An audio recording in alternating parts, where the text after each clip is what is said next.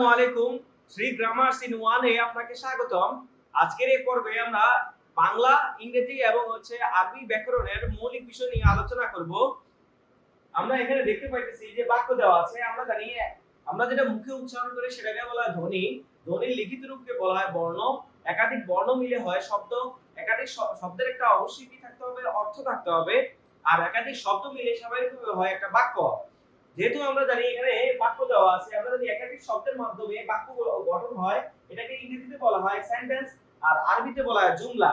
তাহলে আমরা বলতে পারি একাধিক ওয়ার্ড মিলে আমাদের কি হয়, সেন্টেন্স তৈরি হয়। আর একাধিক কালিমা নিয়ে আমাদের কি হয়, জুমলা তৈরি হয়। এখন আমরা এখানে বলতে পারি যে আমি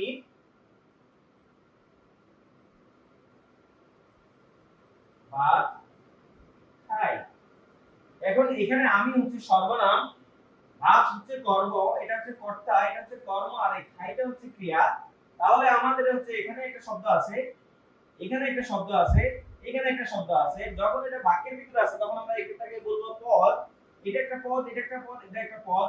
এই তিনটা পদ মিলে আমাদের কি রিপ্রেজেন্ট করতেছে, এই যে বাক্যটাকে রিপ্রেজেন্ট করতেছে। তাহলে এখানে হচ্ছে এই শব্দটা হচ্ছে একটা কি, বাক্য। এখন এই পুরো অংশটা হচ্ছে একটা বাক্য। আর আমরা জানি সেন্টেন্স কাকে বলা হয়, সেন্টেন্স যেখানে হচ্ছে কি থাকবে, একটা সাবজেক্ট থাকবে, একটা ভার্ব থাকবে এবং একটা অবজেক্ট থাকবে। এখন যেহেতু আমাদের বলছি আই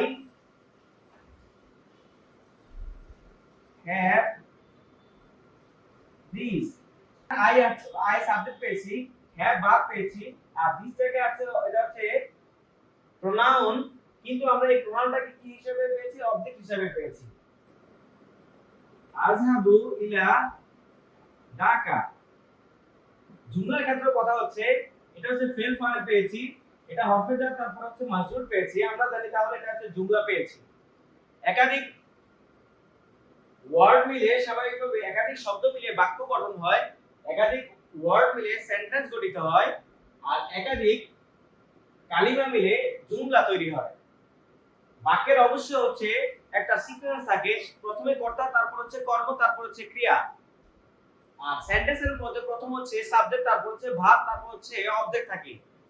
আর জুমলার মধ্যে স্বাভাবিকভাবে আমরা জানি জুমলাটা হচ্ছে তিন ভাবে গঠন করা যায়, অর্থাৎ জুমলায়ে খবরিয়া, জুমলায়ে ইনশাইয়া।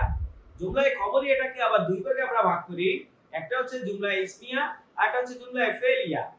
এছাড়াও জুমলাটাকে আমরা শিফি জুমলাও আলোচনা করতে পারি। তাহলে আমাদের এই আলোচনার মধ্যে স্বাভাবিকভাবে আমরা যে জিনিসটা বুঝতে পেরেছি সেটা হচ্ছে আমাদের প্রথম অংশটা বাক্যের মধ্যে ধ্বনি, যেটাকে ইংলিশে বলা হয় সাউন্ড আর আরবিতে বলা হয় সাউন্ড।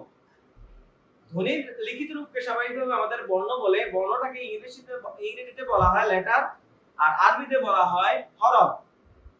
আর আমরা জানি একাধিক বর্ণ যখন একত্রে আসে তখন এটাকে আমরা বলি হচ্ছে শব্দ।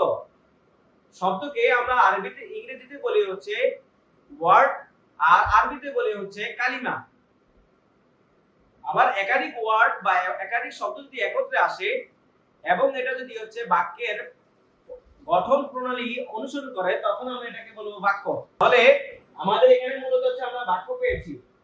সেন্টেন্সের মধ্যে স্বাভাবিকভাবে আমাদের ওয়ার্ডের মাধ্যমে সেন্টেন্স গঠিত হয়েছে। আর আপনারা একাধিক আপনারা বুঝতে পেরেছেন। যদি আপনাদের আলোচনাটি পছন্দ হয়ে থাকে তাহলে লাইক করবেন, কমেন্ট করবেন, শেয়ার করবেন।